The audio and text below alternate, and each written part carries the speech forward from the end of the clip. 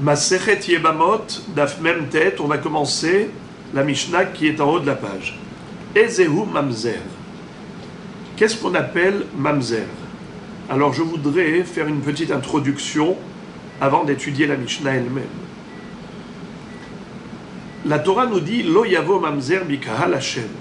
Dans Parashat Kitetse, il est dit qu'un Mamzer ne peut pas intégrer le peuple juif, Kehal Hashem, l'assemblée de Dieu. Cela implique qu'il est interdit pour un mamzer d'épouser une juive ou une mamzeret de se marier avec un juif.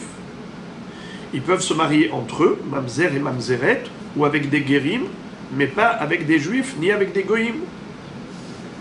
Dans l'absolu, le mamzer et la mamzeret, ce sont des juifs, ils ont toutes les mitzvot comme des juifs, sauf qu'ils ne peuvent pas épouser une fille juive normale. Et qu'appelle-t-on mamzer? Ça veut dire, comment est-ce qu'un mamzer arrive au monde? C'est quoi un mamzer? Alors, c'est un enfant qui est issu d'une union interdite. Mais de quel degré d'interdiction? C'est toute l'étude. Tout ce qu'on va étudier dans cette page, c'est les différentes chitotes, différentes opinions de Tanaïm, dont chacun va nous dire que voilà le degré d'interdiction par rapport à cette relation qui est interdite, qui peut produire un mamzer. Et le mot mamzer, c'est la contraction de deux mots. Mumzar, comme la Gemara va nous le dire plus tard dans le Daf Ain Vav, mamzer, mumzar, c'est un mumzarut. Le défaut qu'a cet enfant, c'est qu'il est issu de deux personnes qui sont étrangères l'une à l'autre. Comme un frère et une sœur, ils sont étrangers sur le plan mariage. Il ne peut pas y avoir de mariage entre un homme et sa sœur. S'ils ont été ensemble, l'enfant est mamzer. Il a un défaut de zarout, un mariage impossible. En général, un homme et une femme peuvent se marier, même s'ils ont une relation hors mariage. Mais potentiellement, ils auraient pu se marier. Donc l'enfant n'est pas mamzer. L'enfant est mamzer que s'il est issu d'une union, d'une relation physique qui a eu lieu entre deux êtres qui sont diamétralement étrangers. Ils sont dans l'impossibilité de s'unir. Ils sont zarim. Mumzar. Alors, on va voir 5 opinions. Il y en a 3 dans la Mishnah, il y en a 2 autres dans la Gemara qui sont relatées ici, mais qui figurent dans Masechet Ketubot et Masechet Kiddushin. C'est-à-dire 3 opinions par rapport à Rabbi Akiva, 3 élèves de Rabbi Akiva. Chacun a transmis au nom de Rabbi Akiva une autre définition du mamzer. Est-ce qu'il est issu de tel issour, de tel issour, de tel issour? On aura Shimon Atemani et Rabbi Yoshua. La halakha, elle sera comme Shimon Atemani. De parmi ces 5 opinions, il y en a une qu'on va retenir au niveau de la halakha, c'est que le mamzer ne peut être issu que de Hayave Karet, une union qui est interdite sous peine de Karet, et à plus forte raison de Mitat Betin. Alors je le dis oralement, et on va l'étudier après sur texte, Be'ezrat Hashem. Selon une opinion, c'est celle de Rabbi Yeshevav, au nom de Rabbi Akiva. Il va dire que d'après Rabbi Akiva, qui est supra-mahmir, il considère que toute interdiction au niveau de la relation intime, au niveau d'un mariage, si la Torah l'a interdit, eh bien l'enfant est forcément mamzer. Pas seulement si c'est Hayabe Mitot Bedin, ou Hayabe Karet, ou un lave, mais même un Issour Assez. C'est-à-dire que pour Rabbi Akiva, même lorsque la Torah s'est exprimée pour interdire quelque chose, non pas sous forme de lave, mais sous forme de Assez, car dans la Torah, il y a la catégorie des lotaracés, 365 interdictions, et les obligations, 248 mitzvot Assez. On sait que quelqu'un qui n'a pas accompli une mitzvah assez n'est pas sanctionnable dans le Beddin terrestre. Il n'y a pas de malkout, il n'y a rien du tout. Il sera puni là-haut, pas ici. Quelqu'un qui n'a pas appris le loulav, qui n'a pas fait la mitzvah de tzitzit ou autre, plutôt chauffard et autres, eh bien, il ne sera pas puni dans le Beddin terrestre. Mais quelqu'un qui a transgressé un interdit explicite de la Torah, où la Torah dit ne fais pas ça, et il l'a fait, eh bien, cette personne est passible de malkout. Elle recevra 39 coups. C'est un lave. Il y a des interdits de l'otaase où il n'y a pas de malkout. C'est quand même un lotaase. Il existe des femmes qui sont interdites dans ce qu'on appelle la catégorie de l'otaase, et il y a des femmes qui sont interdites par rapport à une mitzvah assez. Ça s'appelle Issur assez. Et on verra de quoi il s'agit. Alors, selon Rabbi Yeshevav, pour qu'un enfant soit mamzer, il est suffisant que la relation entre les deux parents était interdite, même sous peine de assez, ça suffit pour dire que l'enfant est mamzer. C'est hyper mahmir. Rabbi Sima, il va dire non, pas à tel point. Rabbi Akiva n'a pas rendu mamzer un enfant issu d'une telle union de Issur assez. Uniquement de Issur lotaase. S'il y a un interdit formel de la Torah, où la Torah s'est exprimée de manière négative, dans une négation, en disant « ne vous mariez pas, faut pas que vous ayez une telle relation », si la Torah dit « lotaase », alors l'enfant sera mamzer s'ils ont transgressé cet interdit. Et après, on a notre Mishnah à nous, qui, elle, ne pense ni comme Rabbi Yeshevav, ni comme Rabbi Simai, mais elle va nous donner une autre définition de mamzerout selon Rabbi Akiva. Pour Rabbi Akiva, quand est-ce que l'enfant est mamzer? Que si il est issu d'une union, d'une relation qui a eu lieu entre un homme et une femme, qui était frappé d'interdiction sous forme négative. La Torah dit l'otaase, mais pas un l'otaase classique. Il faut que ce soit l'otaase de she'er basar. Une interdiction de mariage entre ces deux êtres parce qu'ils sont proches. Par exemple, on va voir qu'un homme ne peut pas épouser la femme qui a été violée par son père. Bien que ce n'est pas l'épouse de son père qui est frappée de carette, c'est juste une femme illégitime. C'est un lave. Loyegale kenaf aviv. Bien que ce soit juste un lave. Mais c'est un lave qui est spécifique. Donc il faut deux critères. Il faut que ce soit un lave, l'otaase, mais l'otaase qui est lié au she'er basar. C'est sa chair. Par exemple, la femme illégitime de son père, pourquoi elle est interdite? Parce que c'est son père. Du fait que son père, c'est sa chair, il y a une proximité familiale, une proximité charnelle, parce que lui, il est la chair de son père. Comme son père a violé cette fille, eh bien, elle est interdite pour le fils. Le fils ne pourra pas épouser cette fille. Pourquoi? Parce qu'elle a été avec son père. Et son père, c'est sa chair. Ça s'appelle she'er basar, shehu belo yavo. Ou par exemple, un homme n'a pas le droit d'épouser sa halutza. Il devait faire hiboum, il a refusé de faire hiboum, il a préféré faire halitza. Après, il a regretté. La récupérer, c'est assour. Pourquoi? Parce que la Torah dit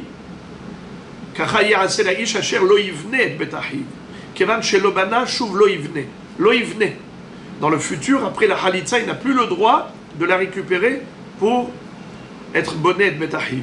C'est assour. Il ne peut plus regretter. Ce issour, il provient de quoi?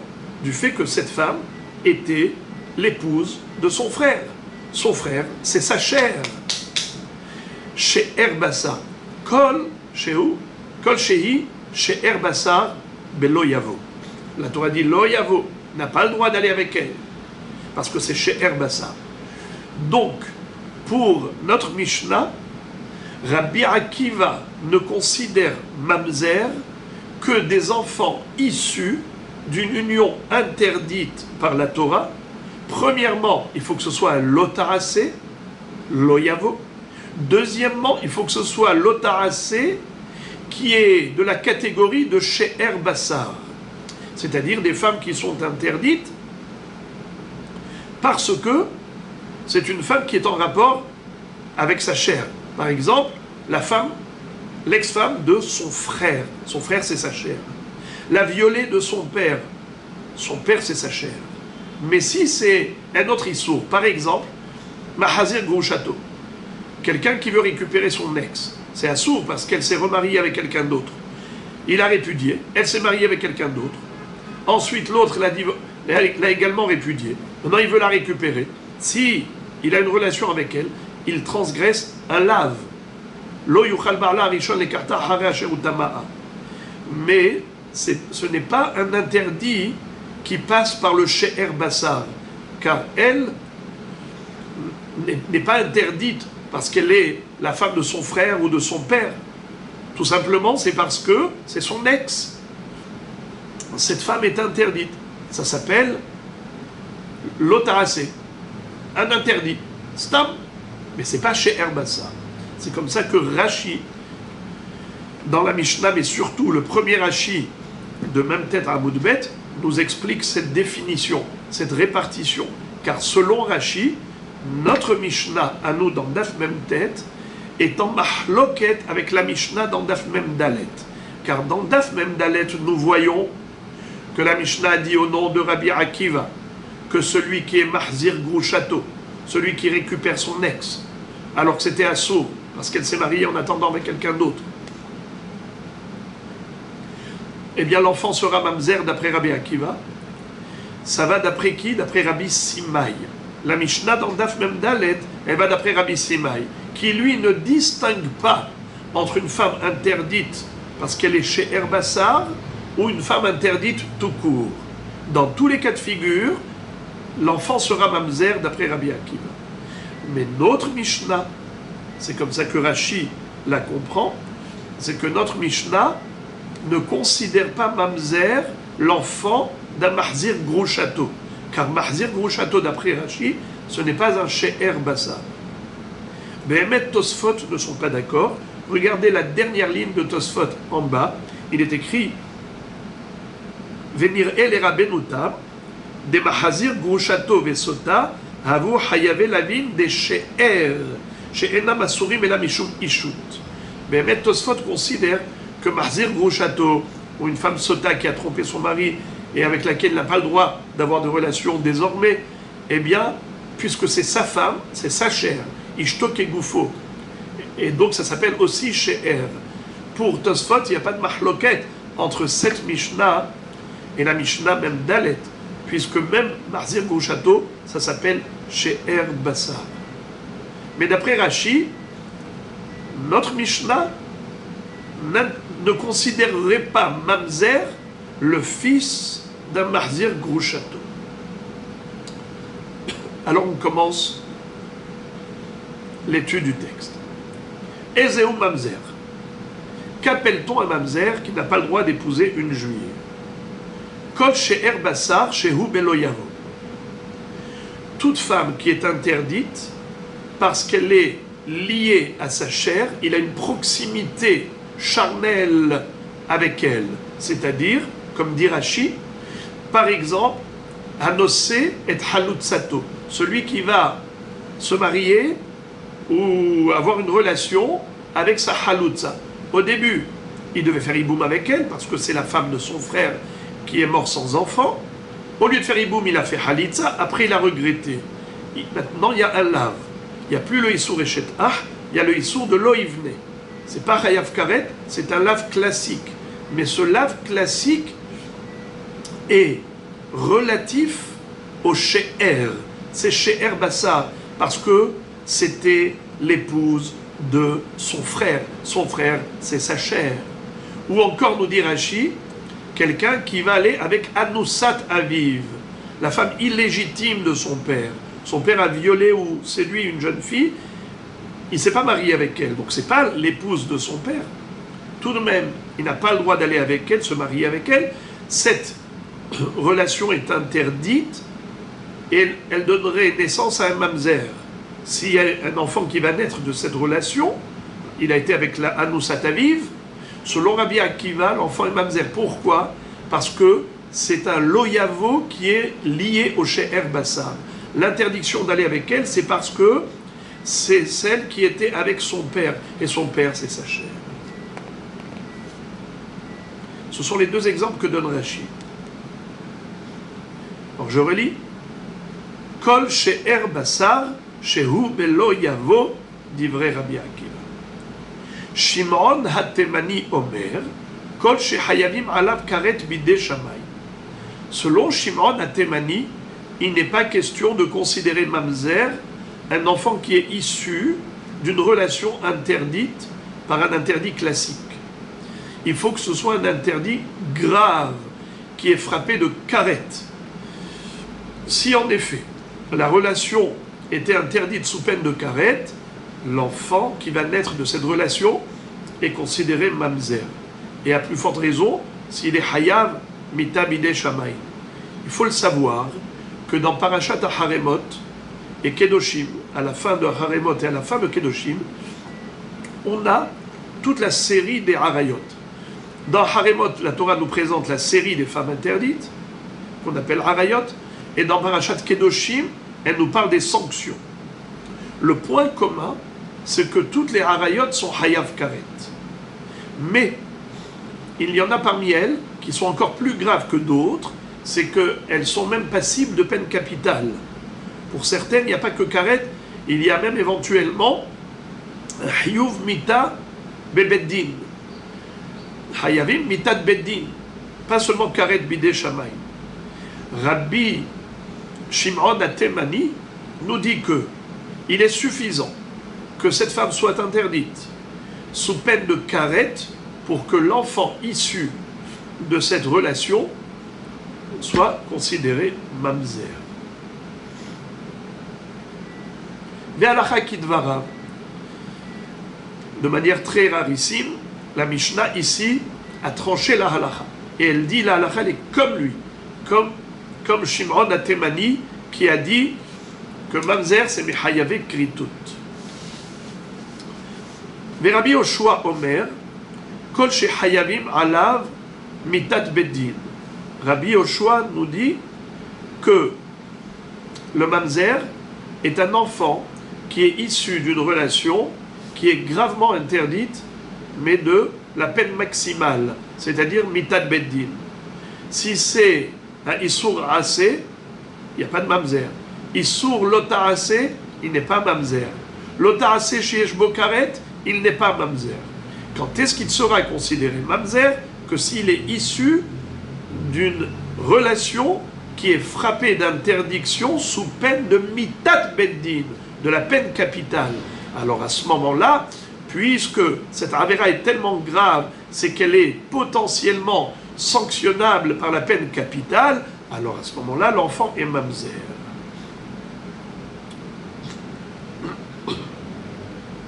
Et nous verrons dans la Gemara Be'ezrat Hashem quelle est l'origine, quelle est la référence pour chacun, pour chacune de ces opinions. Pourquoi chacun a donné une autre définition du mamzer? Sur quoi il s'appuie? Évidemment que on ne balance pas comme ça des halachot. On verra que leur mahloket est basé sur la dracha de Psukim à propos du mamzer. On verra ça Be'ezrat Hashem dans la Gemara. La Mishnah nous raconte une histoire. Amar Rabbi Shimon ben Azai, Matzati Megillat Yohasin Berushalayim, Vekatuv ba, Ish peloni mamzer me'eshet ish. Lekayem divrei Rabbi Yoshua. Rabbi Shimon ben Azai disait, j'ai trouvé à Jérusalem un rouleau de parchemin qui servait de généalogie, de filiation. C'est-à-dire qu'on avait inscrit là-bas le nom d'une personne en disant cette personne, attention, elle est mamzer. Car son père, qui lui a donné naissance à ce mamzer, a été avec une femme mariée. Donc il est issu d'une relation interdite entre un homme et une femme mariée avec un autre homme. C'est-à-dire c'est un étranger qui a été avec cette femme mariée. Puisque c'est Eshet Ish, l'enfant est mamzer. Alors Ben Azaï disait, ça c'est Mekayem, d'ivrei Rabbi Yoshua. Si tu vois que on a précisé dans la Megillat Yochassin que cet enfant est issu de Eshet Ish, pourquoi avait-on besoin de le préciser? C'est pour nous dire qu'un enfant n'est mamzer que si il est issu d'une relation qui est passible de la peine capitale, comme la Eshet Ish, qui a été avec un autre homme, avec un étranger, eh bien, ils sont hayavim de Henek, ils sont passibles de strangulation. C'est pour cela que l'enfant est mamzer, et on l'a précisé. Ça corrobore l'opinion de Rabbi Yoshua. Enfin, la Mishnah conclut avec un autre sujet. C'est celui de l'exception. Généralement, toutes les harayot sont interdites ad aeternam. Une femme qui était interdite parce qu'elle fait partie des harayot, elle est interdite définitivement, éternellement. Mais il y a une exception. Laquelle? C'est Ahot Ishto. Un homme n'a pas le droit d'épouser deux sœurs. S'il a épousé une première, il n'a pas le droit d'épouser la deuxième. Sauf si elle meurt. Si son épouse décède, il a le droit d'épouser sa sœur. Alors la Mishnah va nous donner des exemples d'application de cette halakha. Ishto shemeta, mutar be'achota. Si son épouse est décédée, il a le droit d'épouser sa femme, puisque la Torah nous dit behayeha. Isha l'achota lo tikach litzror legalot arvata alea behayeha. Behayeha asur, mais bemitata mutar. Girsha ou meta, mutar be'achota. S'il a répudié, d'abord il a divorcé. Est-ce qu'il a le droit de prendre sa femme, sa sœur? Réponse assour. Mais si sa femme est morte après le divorce, eh bien il a le droit de prendre sa sœur.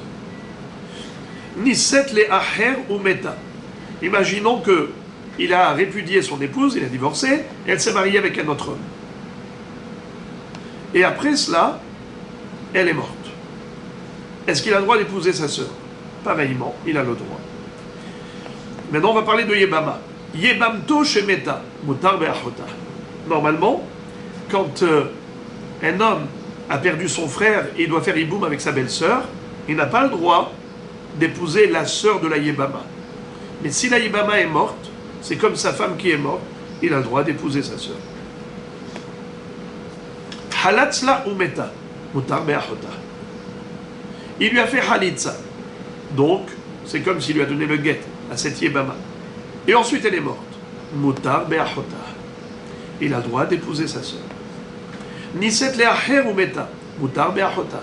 Si cette Yebama est partie après la halitza et elle s'est mariée avec un autre homme et ensuite elle est morte, eh bien, il aura le droit d'épouser sa sœur. La Gemara même va dire que ces halachot là, c'est Mishnah she'ena tzricha. On n'avait même pas besoin de nous le dire. Juste, Rabbeinu Akadosh a voulu enfoncer le clou de cette halakha pour que ce soit très clair.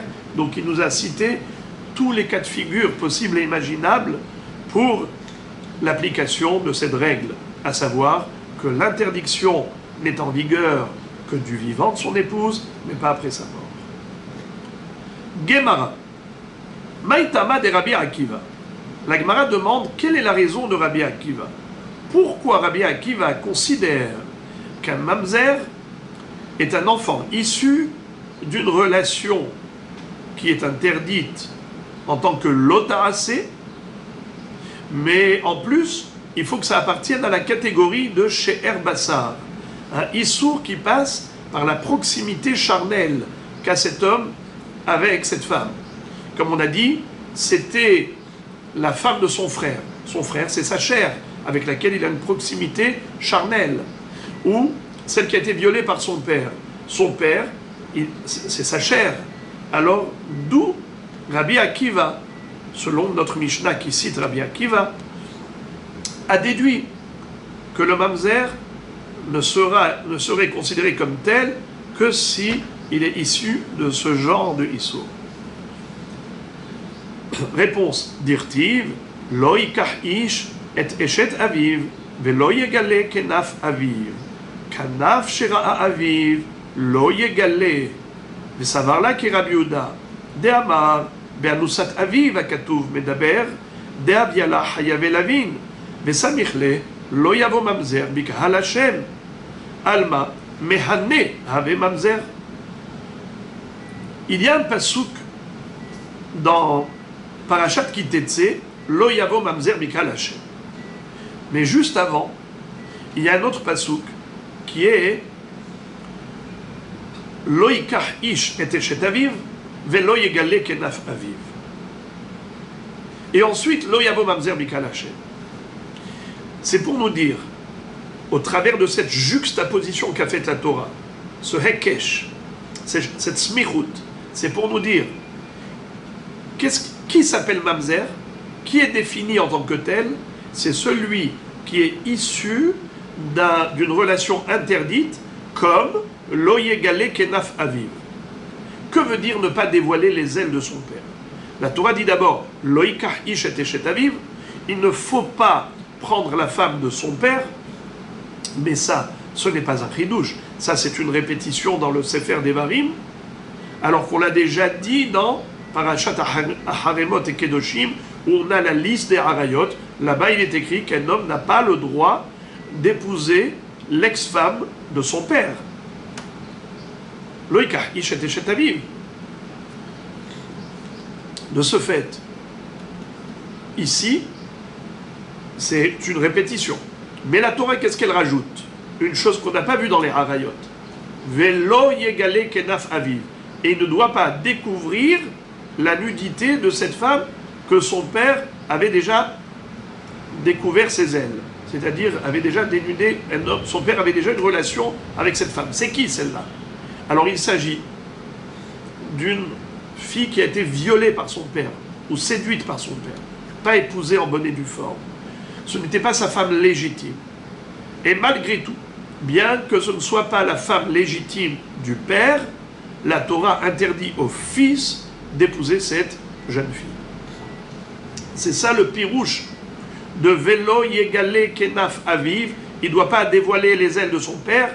Selon Rabbi Yehuda, c'est Loïsa Adam anusat aviv. Un homme n'a pas le droit de se marier avec la fille violée par son père. Eh bien, nous dit la Gemara, Rabbi Akiva, il en pense tout autant. Il pense que c'est ça le pirouche du pasouk. Et de ce fait, un homme qui irait avec la fille qui a été violée par son père, est-ce qu'il transgresse un interdit classique ou bien un interdit de harayot? Eh bien, c'est un interdit classique. Puisque dans la paracha de harayot, ça ne figure pas. Dans Parashat Harayot, il y a écrit Karet, Mitat Beddin, ça ne figure pas.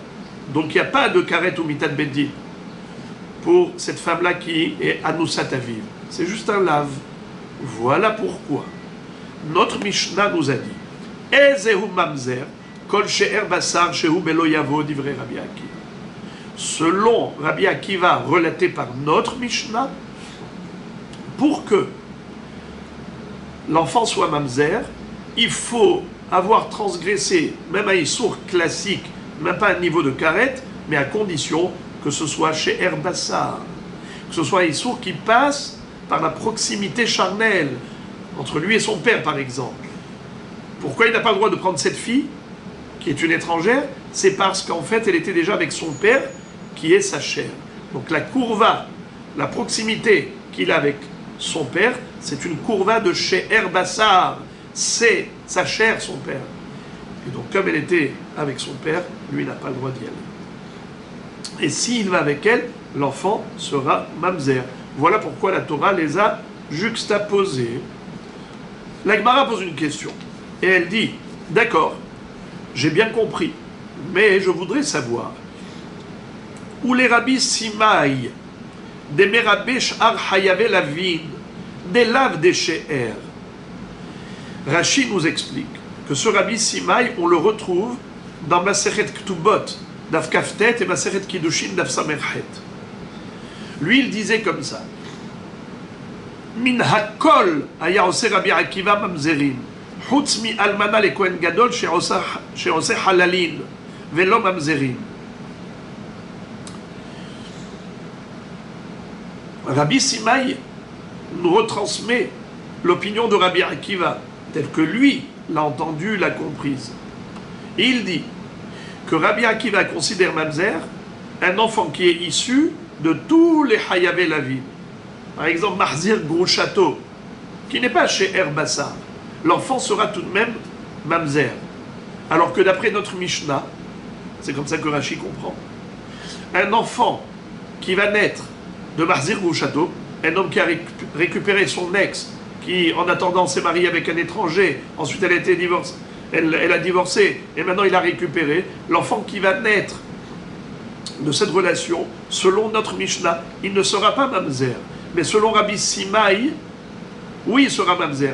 C'est-à-dire que Rabbi Simaï et notre Mishnah sont en marloquette. Que dit Rabbi Akiva? Eh bien, lui, Rabbi Simaï dit que min hakol on sait Rabbi Akiva mamzerim. Rabbi Akiva, il considère mamzer tous les enfants issus d'une relation interdite, sauf almana les Kohen Gadol. Un Kohen Gadol qui va aller avec une almana, bien qu'il ait transgressé un lave, mais l'enfant ne sera pas considéré mamzer. Il serait que halal. Et nous dit Rashi, Mineka amar chutz me almana, alma, afilu hayave lavin, shelo mehamad kurva, merabe, kegon mahzir grushato, misheniset, vekegon netina le Israël, de kaima belotit hatenbab, ou mishiva umotu, vekegon amoni, shenasa bat Israël, banav mamzerim. Rashi nous donne 3 exemples de lave qu'on appelle la lave classique, un interdit qui n'est pas lié à la proximité charnelle, ce n'est pas des She'er Bassar, tel que Mahzir Grouchato, ou tel que quelqu'un qui va se marier avec une Netina. Netina, c'est une Givronite, qui fait partie des 7 Ummot, des 7 peuples qui étaient en Eretz Israël, pour lesquels il est dit dans la Torah, Lotit Hatenbam, c'est un lave. Ou bien, par exemple, un Amoni ou Moavi. Lo yavor Amoni ou Moavi bikal Hashem, on n'a pas le droit. Une fille juive ne peut pas se marier avec un Amoni ou Moavi. Même si c'est converti au judaïsme, ils n'ont pas le droit de se marier. Voilà des lavim classiques qui ne passent pas par le She'er Bassar. Et malgré tout, l'enfant sera mamzer. D'après Rabbi Akiva, selon Rabbi Simaï. Alors maintenant, la question qui se pose,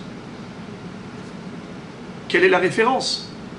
D'où Rabbi Akiva a pu déduire une chose pareille? Comment Rabbi Simaï peut faire dire une chose pareille à Rabbi Akiva? Mais il n'y a pas de référence dans la Torah. C'était quoi la référence de mamzer?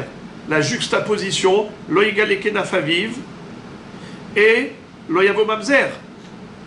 Mais anusat aviv, c'est aviv, il y a une proximité charnelle, c'est sa chair, c'est son père.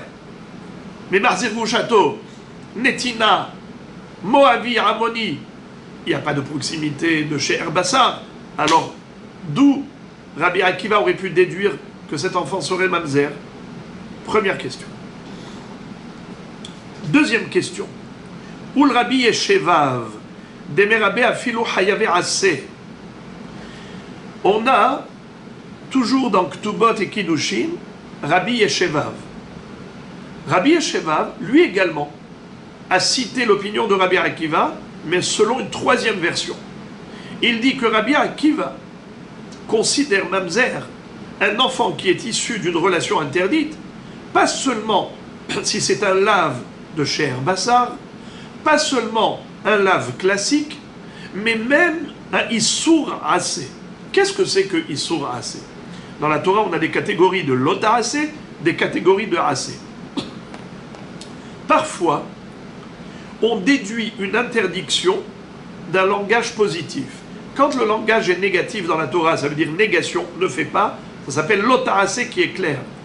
Mais parfois, la Torah, elle a parlé dans une forme d'affirmation, mais de cette affirmation, on en déduit une interdiction.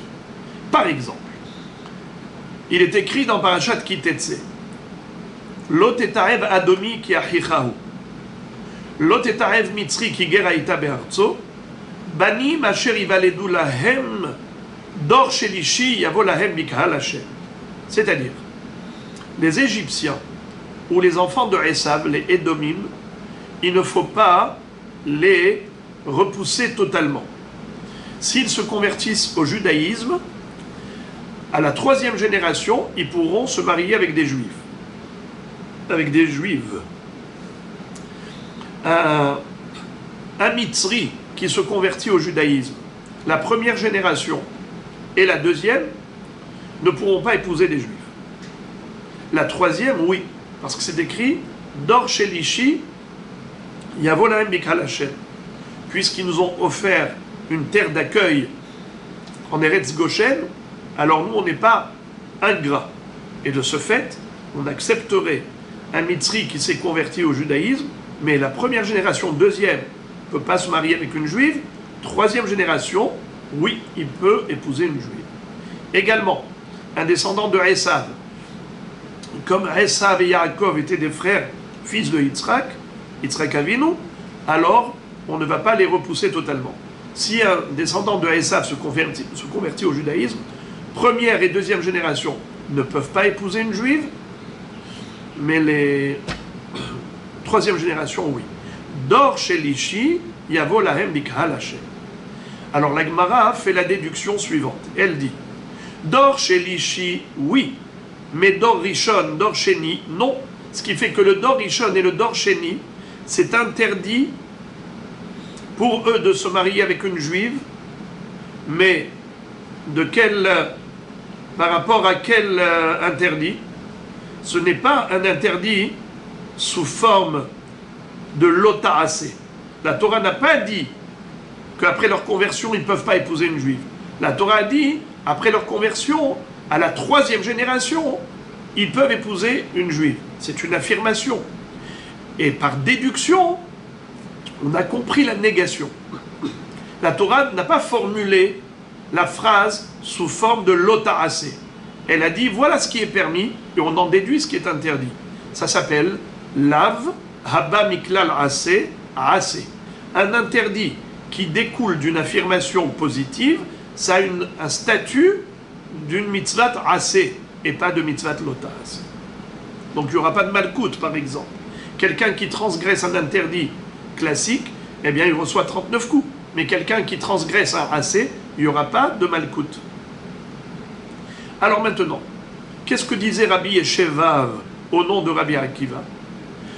Que même un enfant issu d'une telle relation, par exemple un Édomi de 1re ou 2e génération, ou un Mitzri de 1re ou 2e génération, qui irait avec une fille juive, eh bien l'enfant serait mamzer. Bien qu'ils n'ont pas transgressé un lave, ils ont transgressé qu'un assez. Alors la question se pose, selon cet enseignement de Rabbi Yeshevav au nom de Rabbi Akiva, quelle en est la référence? D'où Rabbi Akiva peut déduire une halakha pareille.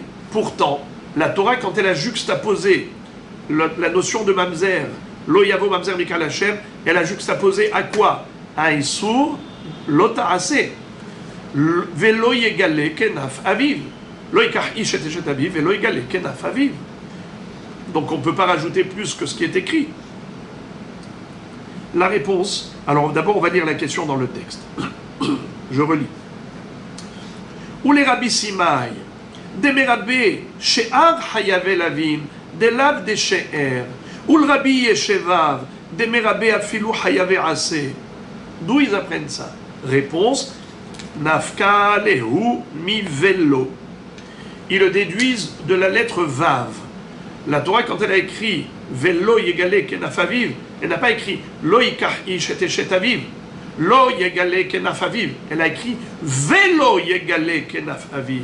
Avec le vav à hibour. Ce vav, c'est pour rajouter encore d'autres catégories. pas seulement le lave de chez Herbassar, mais même un lave classique et même un assez selon Rabbi Yeshua. Voilà donc les trois opinions à l'Iba de Rabbi Akiva. Notre Mishnah, Rabbi Simai et Rabbi Yeshua. Maintenant, la Gemara va se focaliser sur Shimon HaTemani. D'où Shimon HaTemani a déduit que un mamzer ne peut être issu que de Hayav Karet ou Hayav Mitot Bedin, mais ni d'un assez, ni d'un lave classique, et même pas d'un lave de She'er comme Rabbi Akiva. Uniquement un lave qui est passible de Karet, qui est passible au moins du retranchement. Et Kalba Homer, s'il est passible de Karet et Mitat Bedin. Shimon HaTemani, Savarla Kerabanan. Pourquoi est-ce qu'il n'a pas fait la même déduction que Rabbi Akiva, de dire que, tu vois, Anoussat Aviv, c'est un lave, et la Torah, elle a juxtaposé Mamzer, donc tu vois que même un lave de Anoussat Aviv produit un Mamzer, parce que lui, il dit, c'est pas ça du tout. Lui, il pense comme Chachamim, et pas comme Rabbi Yehuda. Il y a une marloquette entre Rabbi Yehuda et Chachamim, quant à l'interprétation de cette phrase, Velo yegale kenaf aviv. Un homme n'a pas le droit de dévoiler les ailes de son père. Ça veut dire quoi, ça? Alors, on a vu le pirouche de Rabbi Yehuda, qui disait qu'un homme n'a pas le droit d'aller avec la jeune fille qui a été violée par son père. Anoussat aviv. Be'anoussat aviv akatuv medaber. Hachamim disent pas du tout. Un homme a le droit d'épouser Anoussat aviv. Ce qu'il n'a pas le droit de faire, c'est d'aller avec Shomeret Yabam Shel Aviv. Qu'est-ce que ça veut dire Shomeret Yabam Shel Aviv? Lorsque son oncle est mort, son père à lui devait faire Iboum. Donc, le père devait faire Iboum avec sa belle-sœur.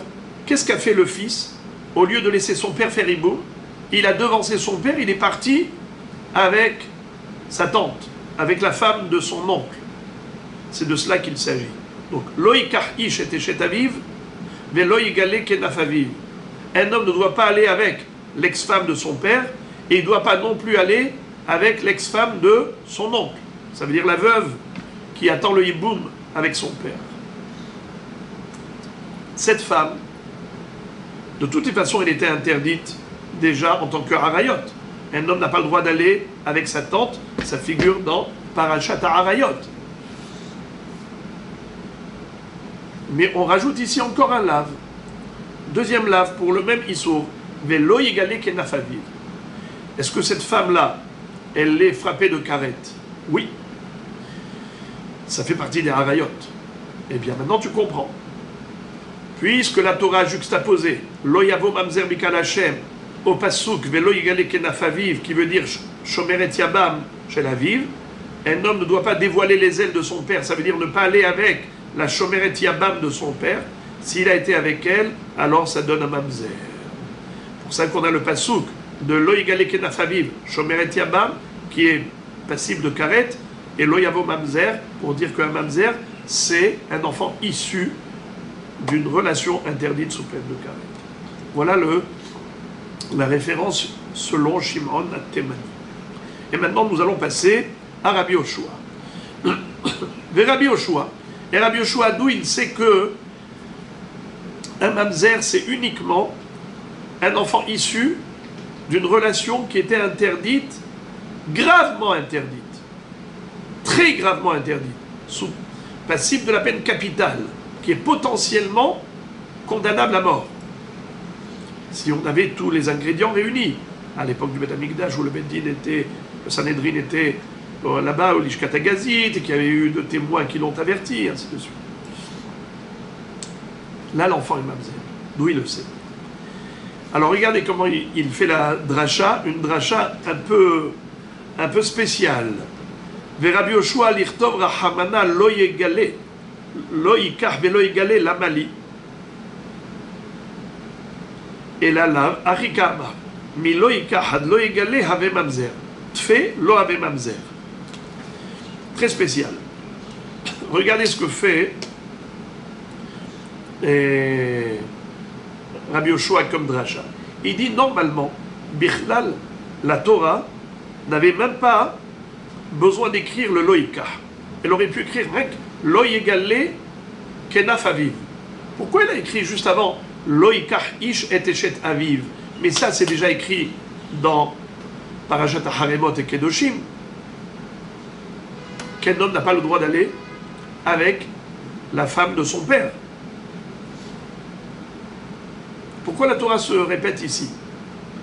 C'est pour te dire qu'un mamzer, puisqu'il y a écrit juste après Lo yavo mamzer bikal Hashem, un mamzer, c'est un enfant issu d'une relation qui est gravement interdite sous peine, pas seulement de karet, mais de mitad beddin, comme Eshet Aviv. C'est comme si on a ici deux verbes, et on a réellement deux verbes. Lo yikach ish et Eshet Aviv, velo yegale, 3 points de suspension. Ce qui nous intéresse, c'est ce qui est écrit entre les deux verbes. Entre le loïka et le loïegale, il y a une femme qui s'appelle Arayot, l'une des Arayot. Eshet Aviv, la femme de son père. Loïka ishet Eshet Aviv et loïegale. Ne dévoile pas la nudité. On parle de Eshet Aviv. Eshet Aviv, celui qui va avec la femme de son père, il est Hayav Mita. Au Beddin, il est condamné à une peine capitale, condamné à mort. Et après, il y a écrit Lo Yavo Mamzer, pour te dire que c'est uniquement de ce type de Issour, de relation interdite, sous peine de Mitat Beddin, qu'on a un enfant Mamzer. Mais si le Issour qu'ils ont transgressé, quand ils ont une relation, c'est moins que Mitat Beddin, eh bien, il n'y a pas de Mamzerout. Même s'il est Hayav Karet, c'est une mort céleste, mais ce n'est pas une mort terrestre, eh bien il n'est pas mamzer, d'après Rabbi Yoshua. Et comme on l'a dit là, la est comme Shimon at-Temani, qui a dit que le mamzer, c'est un enfant qui est issu d'un Issour Karet, à plus grande raison, Mitat Beddin, mais pas comme a dit Rabbi Akiva, il y avait la vie. J'ouvre une parenthèse pour vous faire part d'un commentaire de Tosfot. Tosfot pose une question légitime. Si on ouvre le Chumash, dans Parashat Kitetse, on va voir que entre le pasuk Lo yikach ish et eshet aviv et lo yigale kenaf aviv et le pasuk Lo yavo mamzer bikal Hashem, entre les deux il y a encore un autre pasuk Lo yavo petsua adaka ou krut shofra bikal Hashem. Un homme qui a un problème au niveau de son appareil génital, soit les testicules écrasés, soit la verge coupée, il n'a pas le droit d'épouser une fille juive. Il peut aller avec une guillorette, mais pas avec une fille d'origine juive, c'est-à-dire qui est juive d'origine. Tu vois que ce passouk, il est intercalaire. Il fait écran entre le passouk précédent de Loïkach Ishet Eshet Aviv Loïgale Kenaf Aviv et le passouk suivant de Loïavo Mamzer Bikal Hashem. Comment on peut dire qu'ils sont smouchim, que la Torah les a juxtaposés? Mais ils ne sont pas juxtaposés. Il y a un passouk entre les deux. Réponse très jolie de Tosfot, c'est qu'ils disent c'est quoi un krut shofra? Un petsoa daka. Ce sont des personnes qui ont un problème au niveau d'appareil génital. Est-ce qu'ils peuvent donner naissance à un enfant? Non, ils sont stériles. Donc il est impossible de dire que le passouk de Mamzer qui vient après est relatif à ces personnes. Car ces personnes ne peuvent pas donner naissance à un enfant. Donc impossible de dire que le Mamzer qui est écrit après eux est relatif à ce passouk. Forcément le Mamzer est relatif au passouk précédent de Loïkach Ishet Eshet Aviv et Loïgale Kenaf Aviv. Après avoir vu ces 5 chitotes concernant la définition de Mamzer, 3 d'après Rabbi Akiva et ensuite Shimon at-Temani et Rabbi Yoshua, maintenant Abaye va nous dire quelque chose. Amar Abaye, Hakol modim beba'al anida ve'al asota she'en avalad mamzer. Bien que Rabbi Akiva ait dit que de n'importe quel issour, l'enfant peut être mamzer, mais il est d'accord qu'il y a des exceptions.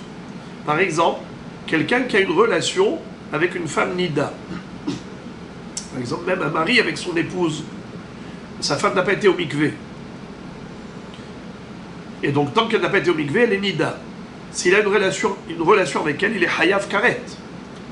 Et tout de même, s'ils ont eu un enfant, il ne sera pas mamzer.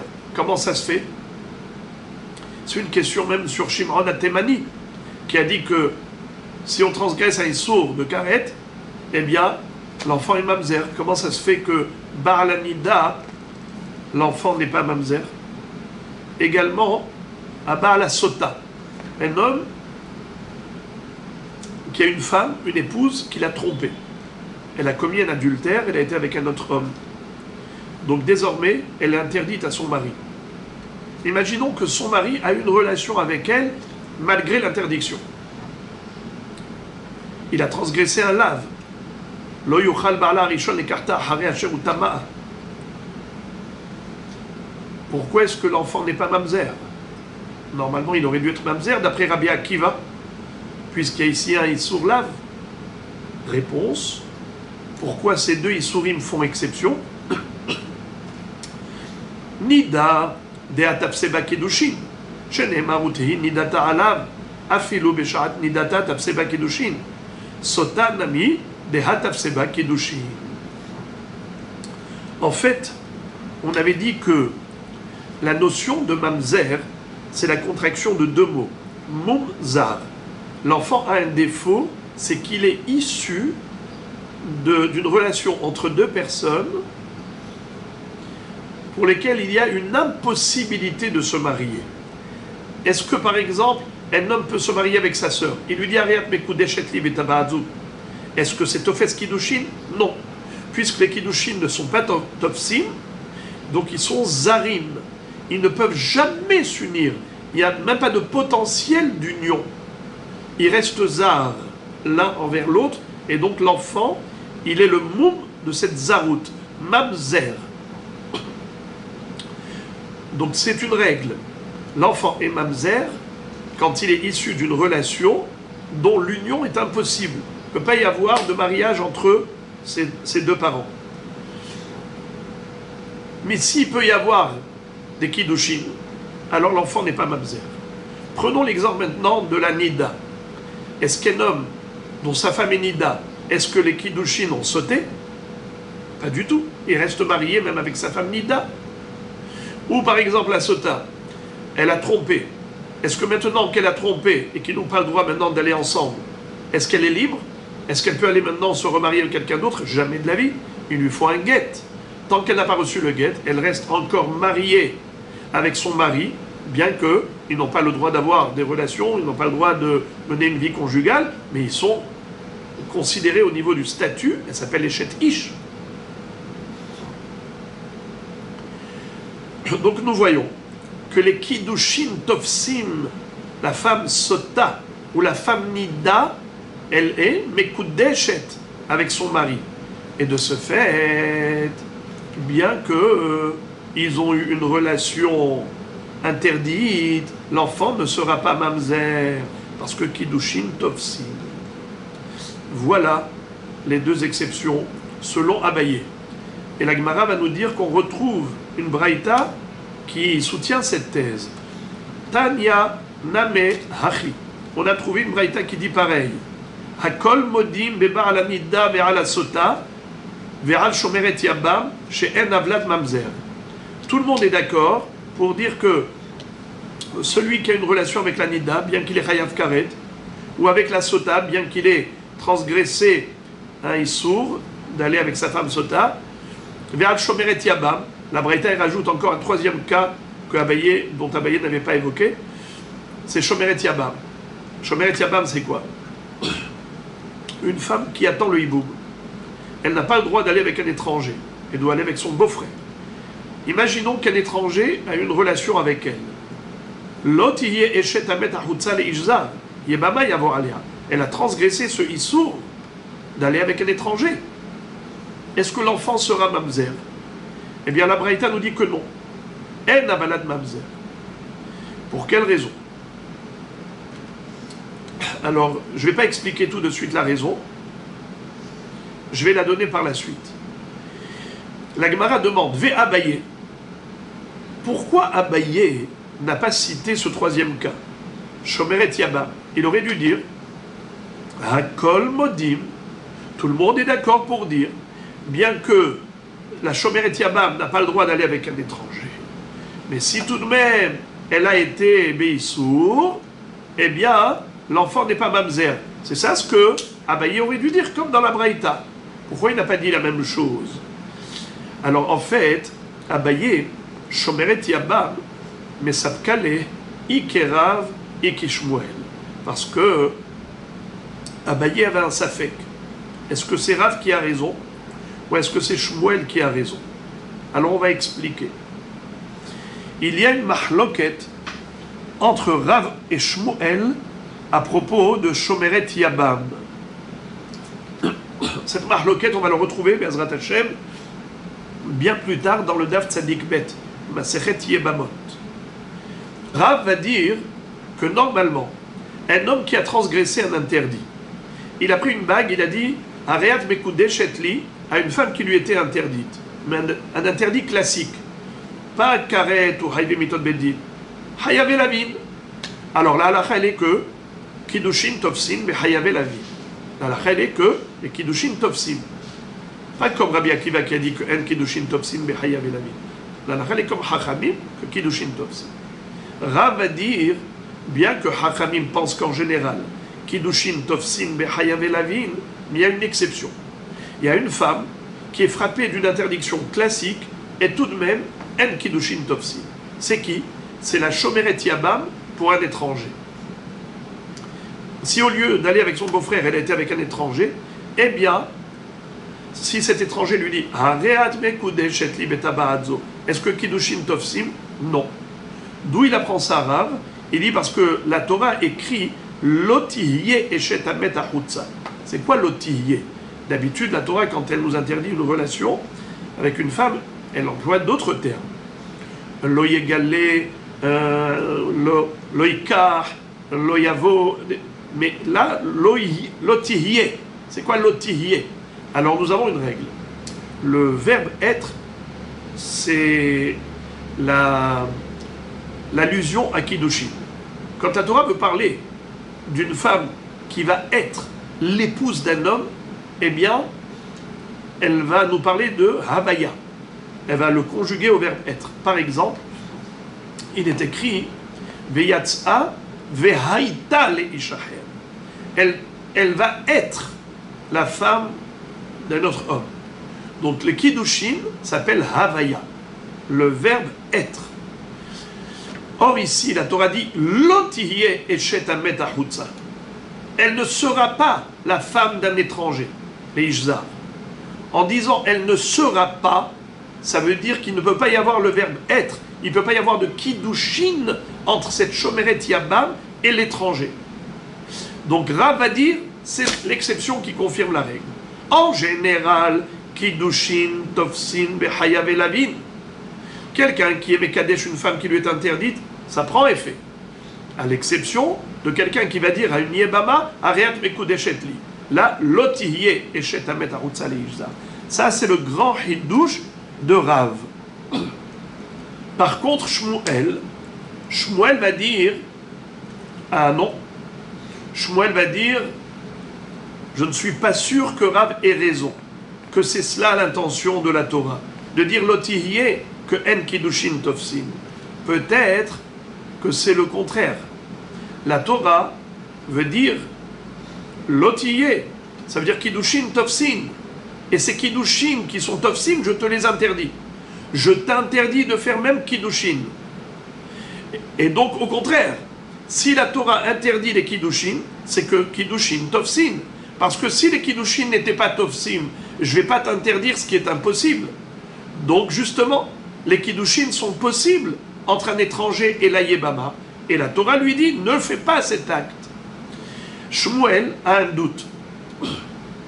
Que veut dire la Torah quand elle dit Lotihye eshet amet arutza leishza? Est-ce qu'elle veut dire justement que En Kiddushin Tofsin, exceptionnellement ici, comme a dit Rav, ou au contraire, que Kiddushin Tofsin, et que c'est assourd de faire ces Kiddushin?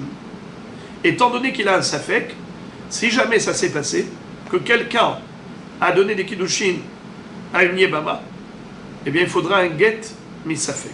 Shmuel exige un get de la part de ce monsieur, car peut-être qu'elle est mekudeshet à ce monsieur. Donc elle va avoir un get de ce bonhomme et halitza avec son yabam. Voilà pourquoi Abaye n'a pas mentionné Shomer et Yabam, car il avait un doute. Qui a raison? Est-ce que c'est Rav ou Shmuel? Comme il avait un safek, voilà pourquoi il n'a pas voulu rentrer dans cette mahloket.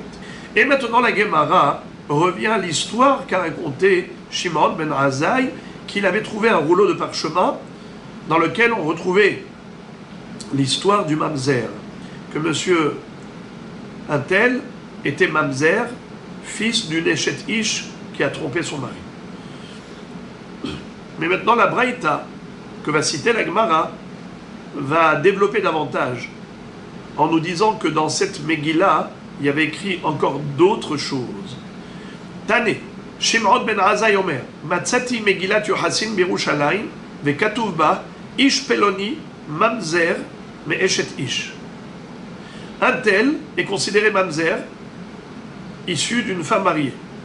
Vekatuv ba, Mishnad Rabbi Eliezer ben Yaakov, Kavenaki. Il y avait écrit également que Rabbi Eliezer ben Yaakov, on le retrouve rarement dans les Mishnayot. C'est vrai qu'il est rapporté dans peu d'endroits, mais à chaque fois qu'il est cité, la halakha elle est comme lui, parce que tout ce qu'il disait était limpide comme l'eau de roche. Kav, ça veut dire peu, comme un cave, 1 kilo, menaki. C'est comme si on avait pris la farine, on a peu de farine mais qui est très propre, solette. Troisième chose qui était écrite dans cette Megillah, Vekatuvba, Menaché, Harag et Ishaïa. Le roi Menaché a assassiné, a tué le prophète Isaïe. Alors, Moraï Verabotaï, maintenant, on va étudier de la Haggadah. Donc, on va sortir complètement de la halakha de Yebamot et on va nous raconter une histoire très émouvante de Ménaché, le roi de Chizkiya HaMelech, avec son grand-père, Ishaïa HaNavi. Une histoire dramatique qui fait très mal au cœur. Comment un petit-fils a pu tuer son grand-père.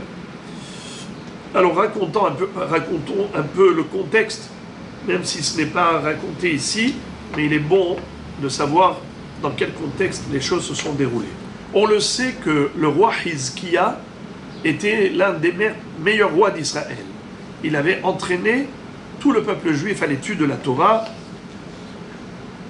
et grâce à lui, il n'y avait même pas un seul Amaharetz dans tout Eretz Israël. Grâce à lui, tous les enfants maîtrisaient les sujets les plus profonds du chasse. Et malgré tout, il a eu un enfant rachat comme Ménaché. Et on va rappeler que, au début, lui ne s'était pas marié. Et Akadosh Baruch Hu lui a envoyé le prophète, le Navi, Ishaïa HaNavi, pour lui dire, écoute, Hizkiya, tu vas mourir, tu peux déjà ordonner ton testament, et tu vas même perdre le Olam Haba. Tu es condamné à mort dans ce monde et dans l'autre, parce que tu ne t'es pas marié. Alors il va dire à Ishaïa HaNavi, mais je ne me suis pas marié parce que j'avais une vision prophétique selon laquelle j'allais donner naissance à des enfants Réchaïm, je ne voulais pas amener au monde des mécréants. Eh bien, Ishaïa HaNavi lui a dit, tu n'avais pas à t'immiscer dans les plans divins, toi tu devais accomplir la mitzvah de procréation, tu devais te marier, avoir des enfants, point à la ligne. Alors, il lui a dit, bon, tu sais quoi, donne-moi ta fille, toi en tant que prophète, tu as un mérite, moi aussi j'ai des mérites, eh bien, nos mérites conjugués feront en sorte que peut-être nos enfants ne seront pas des Réchaïm. Il lui a dit, mais c'est trop tard, car Akadosh Baruch Hu a déjà décrété à ton encontre la peine de mort. Il lui a dit, mais moi je ne perds jamais espoir tant que je suis vivant. Comme dit mon ancêtre, Alitiaesh Menarachamim, même si un couteau tranchant est déjà posé sur le cou de l'homme, il ne doit pas désespérer de la miséricorde divine. Et donc il a prié, et Akadosh Baruch Hu lui a rajouté 15 années de vie supplémentaires. Il s'est marié avec la fille de Ishaïa Han-Navi, et malheureusement, il a eu des enfants déjà.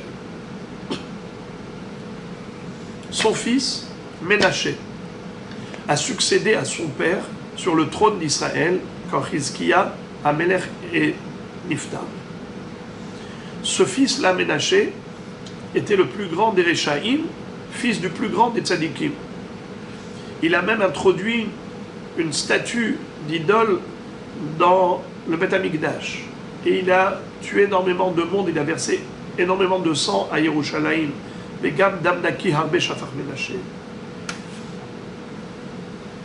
Le prophète Ishaïa venait lui adresser des remontrances de la part d'Hachem, il s'en moquait. Mais à un moment donné, tous les avertissements se sont réalisés. Il y a eu une guerre qui a éclaté avec les pays voisins, et il est tombé entre les mains des peuples environnants. Et quand ils ont réussi dans cette guerre à capturer vivant Ménaché, le roi d'Israël, ils se sont dit on va se le faire. Ils ont pris une grande marmite et ils ont allumé un grand bûcher, ils ont invité tout le monde, et devant l'assistance très nombreuse, ils ont dit maintenant on va cuire à grand feu le roi d'Israël. Ménaché, qui était un idolâtre notoire, il s'est mis à appeler au secours les idoles. Voyant qu'il n'a pas été sauvé, il a dit, je me souviens maintenant que mon père m'enseignait un pasouk, Parashat Nitzavim, selon lequel, même au dernier moment, on peut faire teshuva, et si c'est le cas, Kadosh Baruch Hu va nous ramener au pays des ancêtres, et ainsi de suite. Et alors il a dit, maintenant j'appelle Hachem au secours. Si c'est vrai qu'il existe, eh bien il me répondra, il me délivrera. Sinon, ça veut dire que les idoles ou Chas v'Shalom Akadosh Baruch Hu, c'est pareil. Les anges du ciel ont voulu fermer les portes célestes pour que la tfila de Ménaché ne monte pas devant Hachem, tellement elle était arrogante, cette prière. Mais Akadosh Baruch Hu a dit, si je refuse la prière de Ménaché, alors je ferme les portes devant les gens qui veulent faire teshuva. Et c'est comme ça que il a eu un grand ness. Et cette grande marmite s'est envolée avec une tempête de vent, et au vu et au su de tous, il a été sauvé, et il a récupéré le trône. Il s'est installé sur le trône d'Israël encore pendant 33 ans. Il avait l'âge de 22 ans, il est mort à 55 ans. Pendant ces 33 ans, il est redevenu normal. C'est une marloquette, est-ce qu'il a fait vraiment une vraie teshuva ou juste qu'il a arrêté de faire du mal? En tout cas, quand il était rachat, il a fait quelque chose de très grave, c'est qu'il a tué son grand-père Ishaïa. Sous quel prétexte? La Gemara nous raconte qu'il a convoqué son grand-père, le prophète Isaïe, et lui a dit, sache que tu es condamné à mort parce que tu as contredit Moshe Rabbeinu. J'ai vu dans le livre de Moshe Rabbeinu, c'est-à-dire le Sefer Torah, des affirmations que toi tu as contredit. Donc, tu es condamnable. Et la Gemara nous cite quels sont les 3 psukim en question. Amarava. Rava nous raconte, Midan Daine Vekatle. Il a jugé et condamné et tué son grand-père. Pourquoi? Amarle lui a dit, Moshe Rabbecha, Moshe ton maître, ça veut dire Moshe Rabbeinu qui est le maître de tous les prophètes, Amar a dit, Kiloir ani ha'adam vahai. Il a affirmé qu'un homme vivant ne peut pas voir Dieu. Mais Atamart, Vair'et Hashem Yoshev al Kiseh Ramvenissa. Toi tu as dit que tu as vu Dieu installé sur le trône surélevé. Comment tu peux contredire Moshe Rabbeinu? Moshe Rabbeinu a dit qu'un homme, un être humain ne peut pas voir Dieu. Deuxième contradiction. Moshe Rabra Amar. Mi kashem Elohenu bechol korenu elav. Ve'atamart dirshu Hashem v'imatzeo. Moshe Rabbeinu a dit que Akadosh Baruch Hu exauce les prières d'Israël à chaque moment qu'il appelle au secours. tout le temps que Israël appelle Hachem, Dieu répond. Toi, tu as dit que non. Dire Shu Hachem imatseo. Réclamez Hachem et priez-le quand il est présent. Ça veut dire qu'il y a des moments où il ne nous écoute pas, où il n'exauce pas nos prières. Tu contredis Moshe. Troisièmement, Moshe rapra amar et mispar yamecha amale. Ve'atamart ve'osafti al yamecha hamesh esre shana.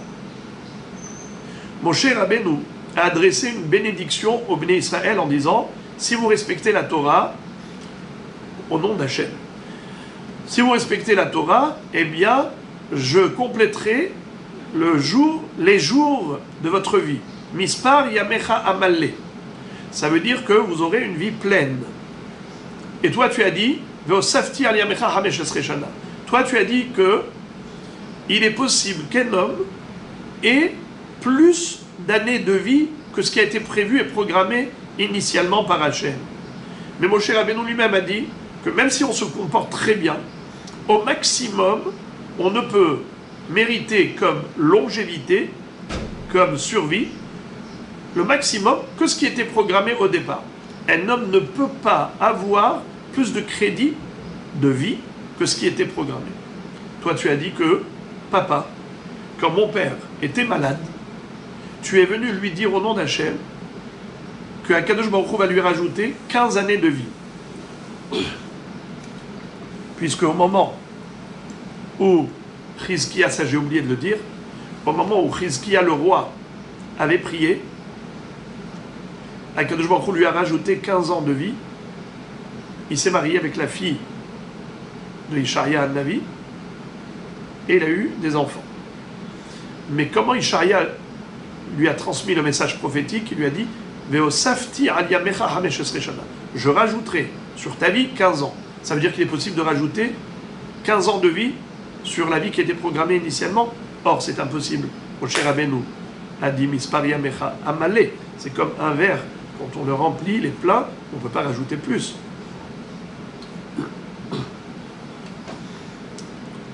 Amar Ishaïa. Ishaïa s'est dit Yada nabe de lo mekabel madei male.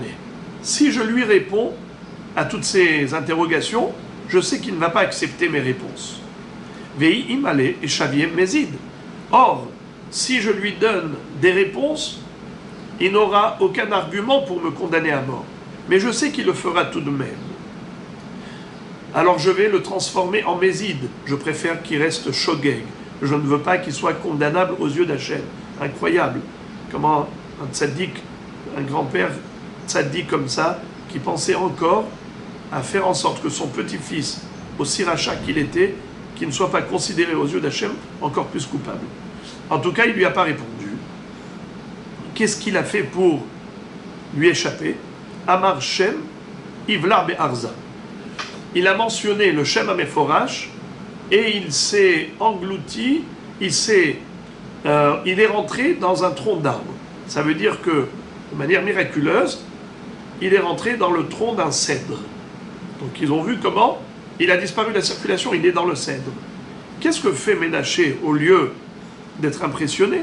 Il va envoyer chercher une scie pour scier le tronc d'arbre. Atua les arza ou les sarua. Et donc ils ont commencé à couper le tronc. Kimata le hade puma nahnafshe. Lorsque la scie a touché les lèvres du prophète Ishaïa, il est décédé. Pourquoi? C'était une punition qu'Akadosh Baruch Hu lui a infligée parce qu'une fois, il a dit du mal du peuple juif. Qu'est-ce qu'il a dit? Mishum de Amar ou betoch am teme sefataim anochi yoshev. Ishaïa Navi a traité le peuple juif d'un peuple aux lèvres impures. Il a dit, je suis installé au sein d'un peuple qui a les lèvres impures. Ce n'était pas une remontrance qu'il leur faisait. Si il leur adressait des reproches, c'est permis. On doit faire des reproches. Mais de parler du peuple juif, surtout devant Hachem en disant c'est un peuple aux lèvres impures, c'est accuser Israël, ça ne plaît pas à Kadosh Baruch Hu. Hachem est notre Père céleste, il ne veut pas entendre les défauts de ses enfants. Lui, un père peut faire des reproches à son fils. Mais il ne veut pas qu'un étranger dise du mal de ses enfants. Alors la Gemara maintenant, après cette histoire dramatique, elle nous pose la question, elle dit, il y a une contradiction, finalement, entre les psukim de Ishaïa et les psukim de la Torah. Et la Gemara répond une à une à ces questions. Premièrement, elle dit, Va'er'et Hashem kenetania, kol hanevi'im nistaklu be'aspaklaria she'ena meira, Moshe Rabbeinu nistakel be'aspaklaria meira. La différence entre la prophétie de Moshe Rabbeinu et celle des autres prophètes comme Ishaïa, Navi, c'est que tous les prophètes, ils ont eu une prophétie, mais au travers d'une aspaklaria qui n'était pas claire, qui était opaque. Alors que Moshe Rabbeinu a eu une vision au travers de aspaklaria meira. Qu'est-ce que c'est que aspaklaria? Si on peut ainsi dire, aspaklaria c'est comme une vitre, un verre, du verre. Si j'ai un carreau de verre, il existe deux sortes. Il y a des carreaux qui sont complètement transparents, mais il y a des vitres qui sont opaques. Vous connaissez les vitres comme ça qui sont opaques. On voit des formes, mais on ne voit pas clairement. Alors, les prophètes ont eu des visions du monde céleste, mais au travers d'une vitre opaque. Si on peut ainsi dire, c'est une comparaison. Et donc, ils ont eu des visions, ils ont entendu la voix divine, mais la vision qu'ils ont eue, elle n'était pas claire. Et donc, ils ont cru voir Hachem. Tandis que Moshe Rabbeinu, il avait une vision claire du monde céleste, et donc il a vu qu'il ne voyait pas Hachem. Il entendait sa voix sans le voir. Donc Moshe Rabbeinu, justement, quand il a demandé à Dieu, montre-toi, alors je lui ai dit, impossible. Un homme vivant ne peut pas voir Dieu dans ce monde. Comme ça dit Rashi, dernier Rashi de la page.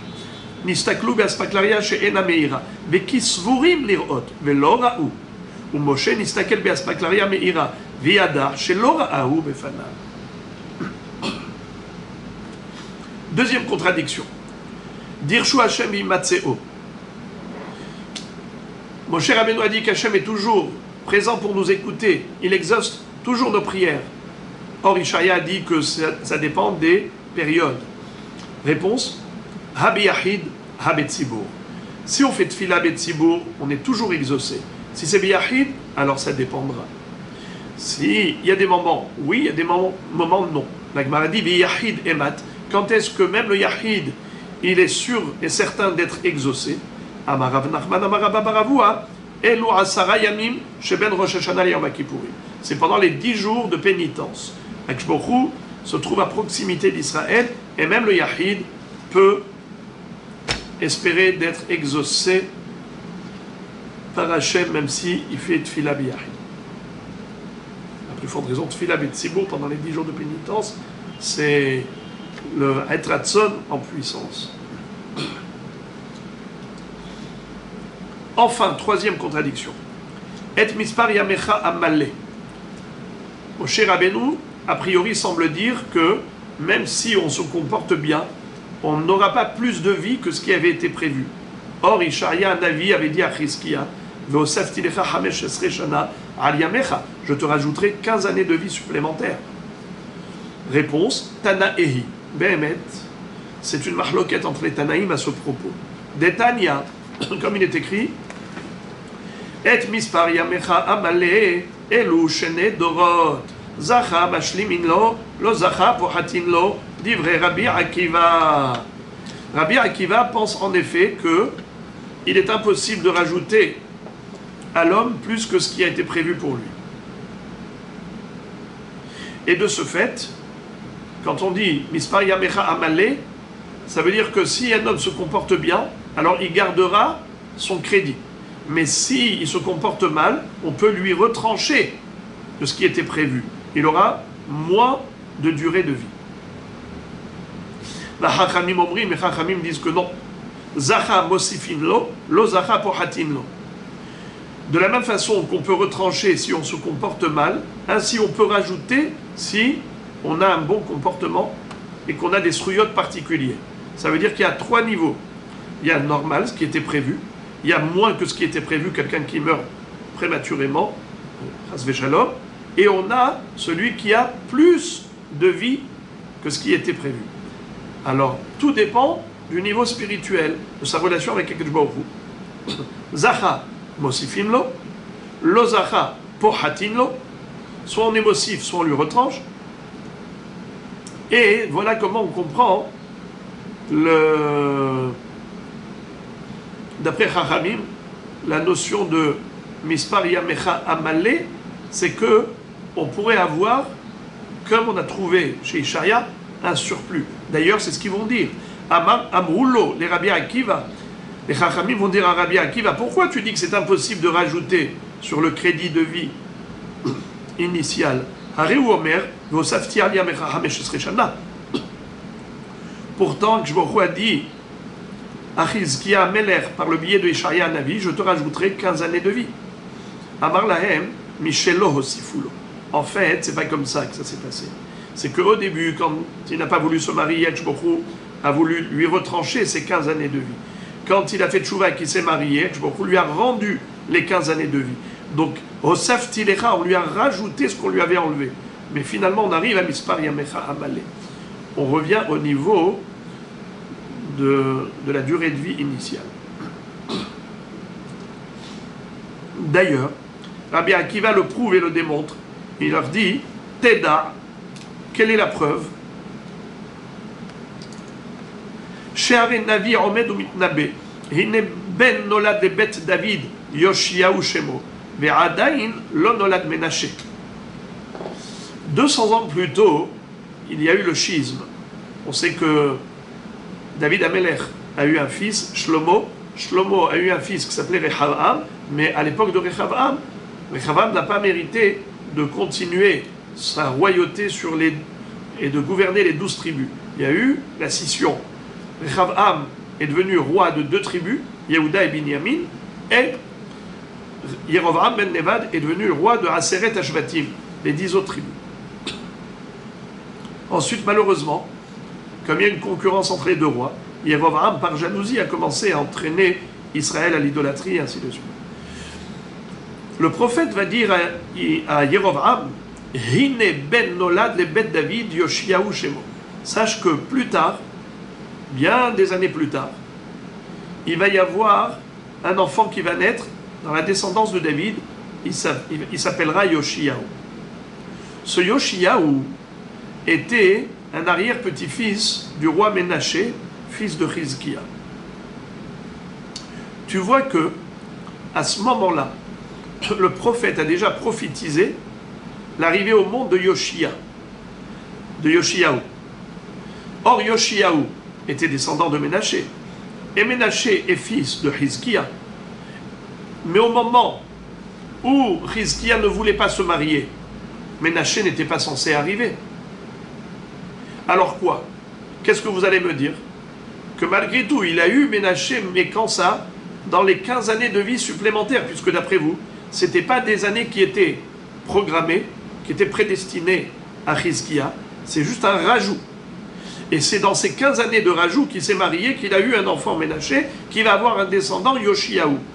Alors comment le prophète, à l'époque de Yerovam, va prophétiser de l'arrivée au monde de Yoshiaou, descendant de Ménaché, fils de Chizkia? Mais c'est juste impossible, car un prophète ne voit avant que ce qui va se passer après, mais qui était programmé normalement. Or, si c'était du hors-programme, alors le prophète à cette époque, il n'aurait pas pu le voir. C'est comme ça que le Maharsha explique qu'un prophète n'a de vision prophétique que ce qui va se passer après, mais dans le cadre du naturel, pas quelque chose qui est au-delà qui est surnaturel. Il prévoit le naturel. Donc si tu me dis que les 15 années de vie, comme a dit Rabbi Akiva, c'était ce qui était programmé, naturellement c'était ce qu'Hachem avait prévu pour Chizkia, et donc il devait avoir des enfants pendant ces 15 années, Ménaché qui va donner naissance à Yoshiaou, donc tout va bien. Mais si tu me dis que ces 15 années n'étaient pas prévues, c'est 15 années de vie qu'on a rajoutées plus tard, suite à sa prière. Alors comment le prophète a pu dire ça à Yerovam, qu'il va y avoir Hine ben Nolad, les ben David, Yoshiaou Shemo, ce Yoshiaou qui va descendre de Ménaché. Mais Ménaché n'était pas prévu, puisque d'après vous, il n'était pas censé vivre ces 15 années. Hachamim répondent, Verabanan, Miktiv Mechizkiya, les ben David Ktiv. Et Mechizkiya Nolad, et Meinish Ahavina. Il lui a dit, mais le prophète n'a pas prophétisé l'arrivée au monde de Yoshiaou en tant que fils de Hizkiya, en tant que descendant de Ménaché Hizkiya. Il a parlé de Beth David. Eh bien, Yoshiaou aurait pu naître dans la descendance de David par un autre petit-fils de David, pas forcément par Hizkiya. Il lui a dit, Ben Nolad le Beth David, Yoshiaou Shemo. Et finalement, il est sorti de Hizkiya, ce Yoshiaou. Mais il aurait pu descendre d'un autre descendant de David. Donc voilà, donc, on a compris comment chacun défend sa thèse. Rabbi Akiva et Chacham. Enfin, on va terminer le Perek, Bezrat Hashem. Ishto Shemetai, Yebimto Shemetai, ainsi de suite. On avait vu à la fin de la Mishnah que le Issour de Ahot Ishto, un homme n'a pas le droit d'épouser deux sœurs, c'est seulement si les deux sont vivantes. Il ne peut pas, par exemple, divorcer l'une et ensuite épouser l'autre. Il ne peut pas. Mais si la première est morte, sa femme, là, il peut épouser la sœur. Et on avait dit que c'est valable même pour la Yébama. Il n'a pas le droit d'épouser la sœur de sa Yébama, mais si la Yébama est décédée, alors il peut épouser sa sœur. Et la Mishnah avait cité plusieurs cas de figure. Amar Rav Yosef, Kan Shana Rabbi Mishnah she'ena tzricha. Behemet, nous dit Rav Yosef, ces halachot, on aurait pu les déduire nous-mêmes de la Torah. C'est écrit Behayeha. Isha lachota lo tikar litzron legalot ha'irvata aleha behayeha. Behayeha. Quand elle est vivante, son épouse, il n'a pas le droit de prendre sa sœur. Et si elle est décédée, il a le droit. Mais malgré tout, Rabbeinu HaKadosh nous a enseigné des halachot qui étaient évidentes. C'est Mishnah she'ena tzricha. Ce n'était pas nécessaire.